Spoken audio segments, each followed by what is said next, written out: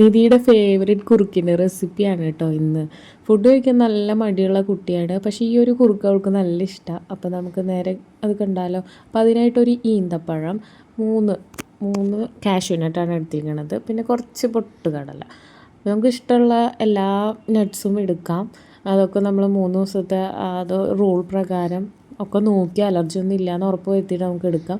അപ്പോൾ അത് സോക്ക് ചെയ്ത് വെച്ച് ഇതേ കുറച്ച് കഴിഞ്ഞപ്പോൾ ഈ തൊലിയൊക്കെ പെട്ടെന്ന് തന്നെ അടർന്ന് പോരുന്നുണ്ടായിരുന്നു. അപ്പോൾ അതിൻ്റെ കുരുവൊക്കെ മാറ്റി നമ്മൾ ആ വെള്ളത്തോട് കൂടിയിട്ട് തന്നെ കേട്ടോ, ഈ വെള്ള അവലാണ് അതൊന്ന് 3 വട്ടം കഴുകിയിട്ടുണ്ടായിരുന്നു. എന്നിട്ട് ആ വെള്ളത്തോട് കൂടിയിട്ട് തന്നെ അതിലേക്കിട്ട് കുറുക്കി എടുക്കുകയാണ്.